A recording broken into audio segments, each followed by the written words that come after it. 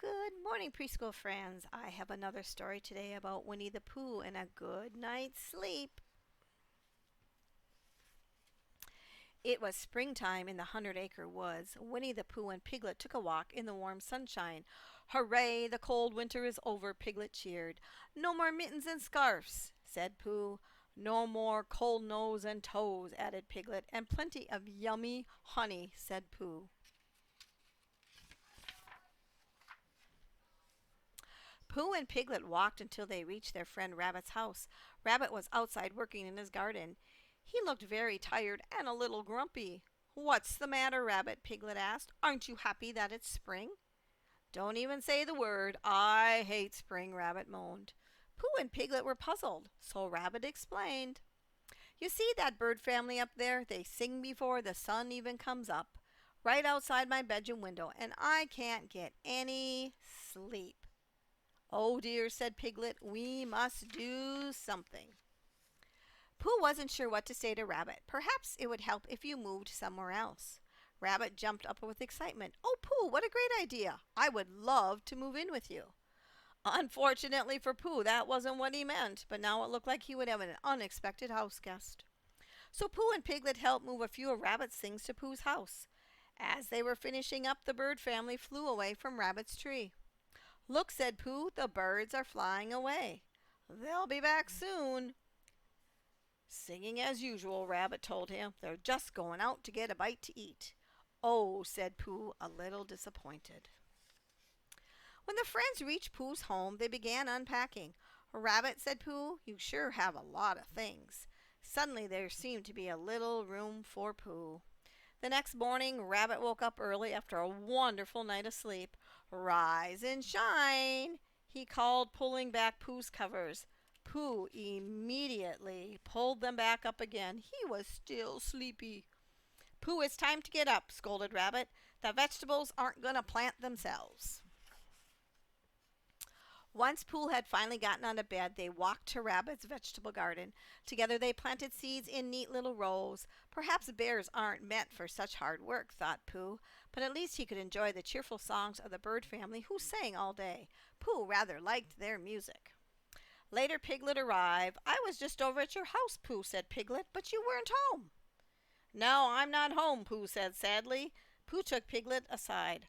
"I am rather tired because Rabbit woke me up," said Pooh, "and I've got an awful rumbly in my tumbly. You see, I haven't had any honey." Pooh wished that he could have had his little house all to himself again. "Maybe Owl will know what to do," suggested Piglet. When Pooh and Piglet found Owl, he was too busy to help. "I'm afraid I simply can't talk right now." Owl flew up to the old oak tree, but a little sparrow sitting right in Owl's favorite spot. "It looks like my branch is already occupied. I guess I'll have to find another." As Owl flew off, Pooh began to have an idea. He and Piglet hurried to Pooh's thoughtful spot to come up with a plan. "We need the bird family to find a different branch to sing," Pooh said. "But how will we get them to move?" asked Piglet. Pooh sat for a bit. "Think, think, think," he said as he patted his head. Finally, all of his thinking turned into a real plan. "Then the birds flew off into the night to look for food. We will take their spot," said Pooh. "Then they'll have to find another favorite branch, just like Owl and the sparrow." Pooh told Rabbit about their plan to move the bird family. Now Rabbit would be able to stay in his own home without worrying about the birds' morning songs. "What a splendid idea," Rabbit said. "I'm glad I thought of it." They all moved all of Rabbit's things back into his house. That night Pooh and Piglet waited by the tree until the birds flew off. When they did, the friends started to climb up to the bird's favorite branch. Rabbit offered to sit out there with them, but there was only room for two. "At least take this blanket," said Rabbit, "and thank you for your help, dear friends." So Pooh and Piglet waited and waited and waited. They tried their best to stay awake, but the blanket was awfully warm and comfortable.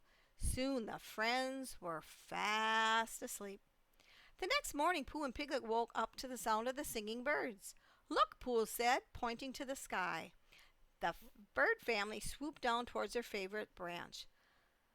But when they saw that there wasn't any room on their branch, they flew off in a different direction. Hooray, said Piglet. The plan worked.